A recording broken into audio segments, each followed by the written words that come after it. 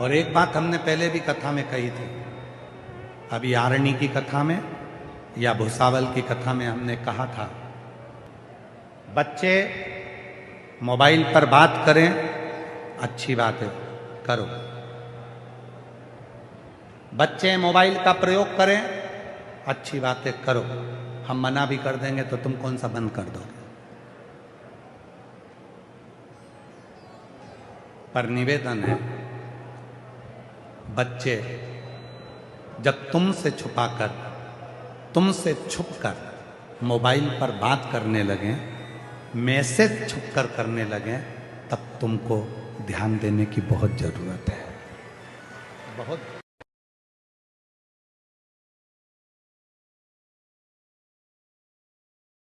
आज सबसे ज्यादा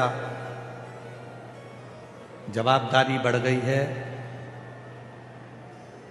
घर के बुजुर्गों की नहीं, घर के बड़ों की नहीं, आज सबसे ज्यादा जवाबदारी बढ़ गई है घर की बेटियों की। घर की बेटियों की जवाबदारी ज्यादा बढ़ गई। क्यों? गरुड़ पुराण में लिखा है,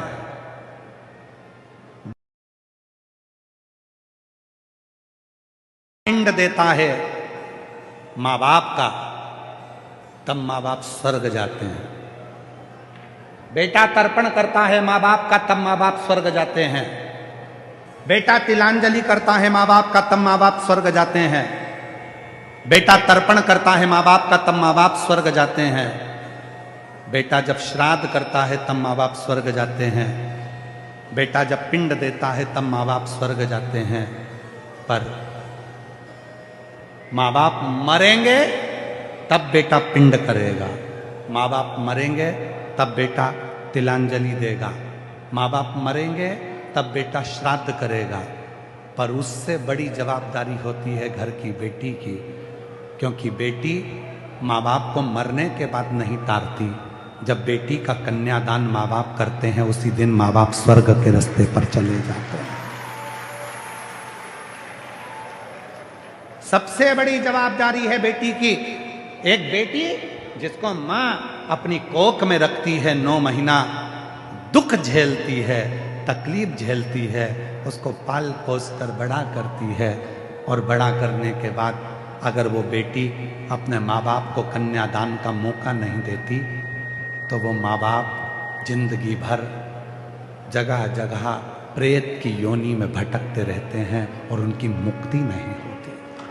मुक्ति नहीं, उनका मोक्ष नहीं है। कितनी बेटियां बैठी हैं यहां? खड़ी हो जाओ सब। जितनी बेटी बैठी हैं सब खड़ी हो जाओ, दमदारी से खड़ी हो। तुम मेवाड़ की बेटियां हो। जिस समय पर भारत में सेना की कमी होती है, तब मेवाड़ की बेटियां तलवार लेकर कूद पड़ती हैं। तुम वो बेटियां हो। सारे पंडाल की, पीछे के पंडाल, आसपास के पंडाल की जितनी बेटियां, सब खड़ी हो जाओ। बेटियां बेटियां जिनकी शादी नहीं हुई है, जिनकी शादी नहीं हुई, वो बेटियां खड़ी हो। और आज संकल्प करो, हम शिव पुराण की कथा में ये संकल्प लेते हैं कि हम अपने माँ बाप को कन्यादान का मौका जरूर देंगे, चाहे कुछ भी हो। ये जरा सी बॉडी शॉडी के चक्कर में और 10 रुपए के डीजल पेट्रोल के चक्कर में या चाउमीन के चक्कर में, सुंदर सुंदर काया के चक्कर में पढ़कर, लव जिहाद के चक्कर में पढ़कर अपनी जिंदगी बर्बाद मत कर लेना बेटियां। सावधानी। बैठिए, प्रणाम आपके चरणों में, बैठ जाओ, प्रणाम।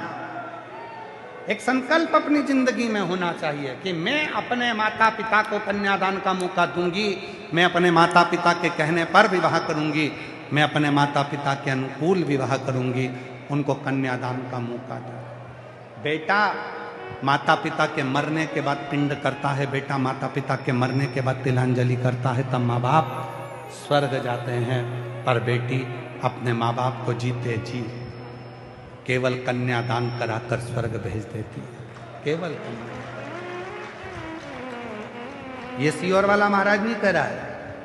गरुण पुराण को पढ़ो, गीता प्रेस गोरखपुर की लाकर उसका अध्ययन करो, आपको सब मिल जाए। आप ये मत सोचना कि सीहोर वाले बाबा ने कुछ बनाकर भेज बोल दिया होगा, ना ना ना।